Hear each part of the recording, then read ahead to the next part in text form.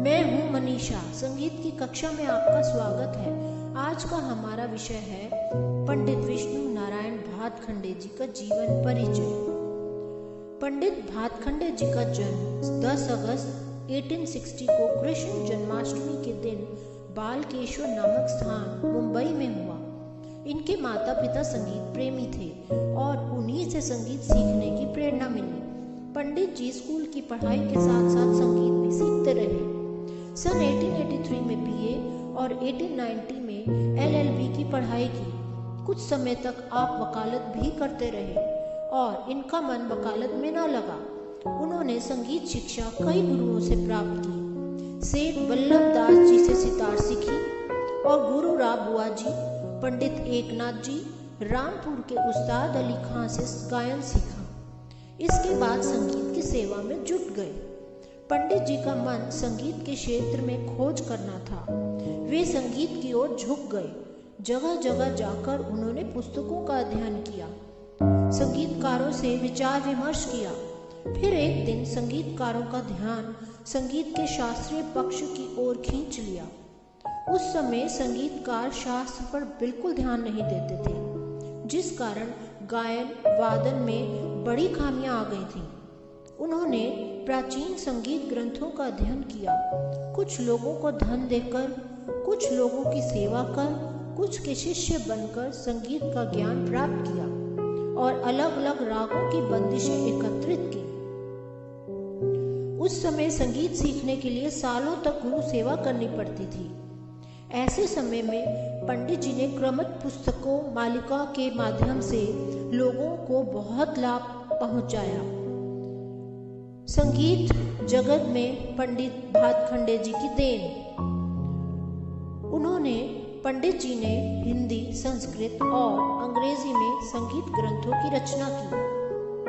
पंडित जी ने हिंदी में क्रमिक पुस्तक मालिका जो 6 भागों में है, भातखंडे संगीत शास्त्र जो 4 भागों में है, लक्षण गीत संग्रह जो 3 भागों में है, स्वर मालिका संग्रह और गीत मालिका लिखे। संस्कृत में पंडित जी ने अभिनव राग मंजरी, लक्ष्य संगीत और ताल लक्षणम लिखे। अंग्रेजी में comparative study of music system of 15th, 16th, 17th and 18th century, A short historical survey of North Indian music, यह सब पुस्तकें लिखी।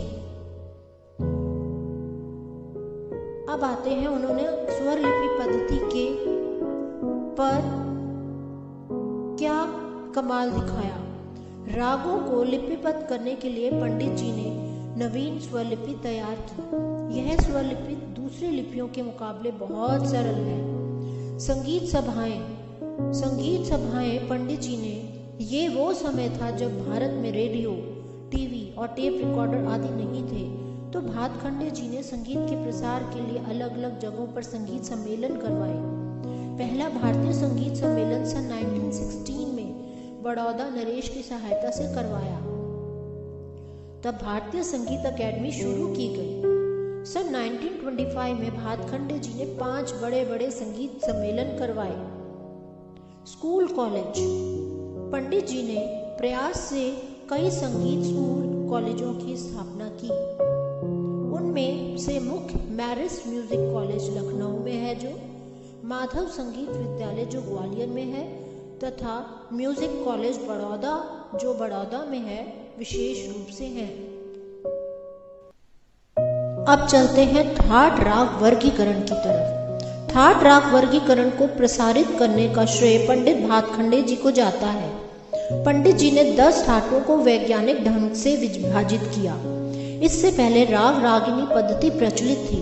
पंडित जी ने राग रागिनी पद्धति की खामियों को देखकर उसके स्थान पर ठाट का प्रचार किया। पहले काफी को शुद्ध ठाट माना जाता था, जबकि पंडित जी ने बिलावल को शुद्ध ठाट माना। अंत में इस प्रकार पंडित जी ने अपने जीवन में बहुत मेहनत की।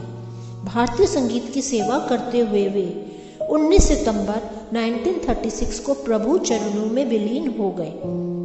इनकी मेहनत से संगीत आम आदमी के लिए सीखना आसान हो गया। पंडित जी का नाम भारतीय संगीत में सुनहरी पन्नों पर सदा अंकित रहेगा और इस महान विचारक, रचनात्मक कलाकार का नाम सदा रोशन रहेगा। तो यह थी पंडित विष्णु नारायण भातखंडे जी के जीवन पर चर्चा।